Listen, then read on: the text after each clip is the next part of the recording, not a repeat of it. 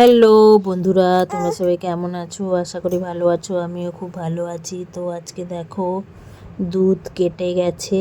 এত একা একা দুধ কেটে গেলে আমরা অনেক সময় ফেলে দিই, কিন্তু ফেলে না দিয়ে এরকমভাবে রান্না করলেও কিন্তু ভালো লাগে খেতে। তো দেখো, এখানে আমি কাপড়ের মধ্যে ছেঁকে নিয়েছি, দিয়ে এবার পিস পিস কাটতে যাচ্ছিলাম, তো ভেঙে যাচ্ছে। তাই আমি কি করলাম, ওই পনিরটা গুঁড়ো করেই রান্না করলাম। তো পনিরের তাড়কা একটা রান্না হয়, তো এরকমভাবে রান্না করলাম। তো তার জন্য আমি প্রথমে মশলা বানিয়ে নিলাম।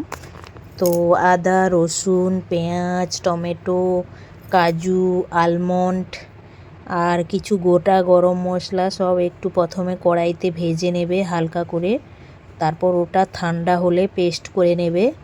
দিয়ে পেস্ট করে তো আমি কড়াইতে ওইগুলো ভেজেছিলাম, ওই কড়াইয়ের মধ্যে আমি দেখো গোটা গরম মশলা, তেজপাতা আর একটু জিরে দিয়ে দিয়েছি। দিয়ে আমি ওই যেটা পেস্ট করে নিয়েছিলাম ওটা আমি দিয়ে দিলাম। তো এখন ভালোভাবে কষাতে হবে।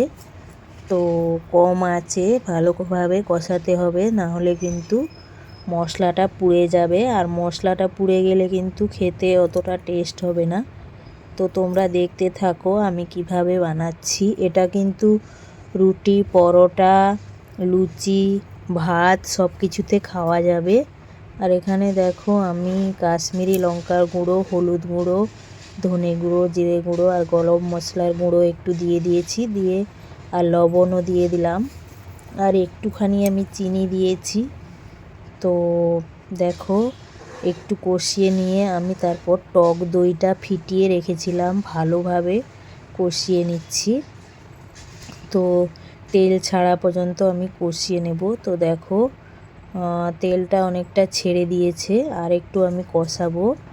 আর এখন ভাতে খেয়ে নিব দুপুরবেলায়, আর কিছুটা রেখে দেব, রাতের বেলায় রুটি বানাবো, তো রুটির সঙ্গে খাওয়া হবে।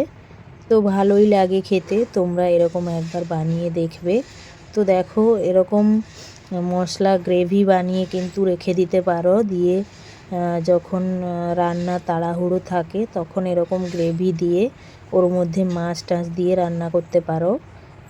তো দেখো, এখানে আমি ওই কুচনো পনিরগুলো ভেঙে ভেঙে গেছে, ওগুলো দিয়ে আমি কষিয়ে ভালো করে একটুখানি গরম জল দিয়ে ফুটিয়ে তারপর আমি কাসুরি মেথি ছড়িয়ে আর একটু পনির মশলা ছড়িয়ে নামিয়ে নেব। তো দেখো, আমার কষানো হয়ে গেছে, এবার আমি জল গরমটা দিয়ে দেব। তো তরকারিটা কেমন লাগছে তোমাদের অবশ্যই কমেন্টে জানাবে।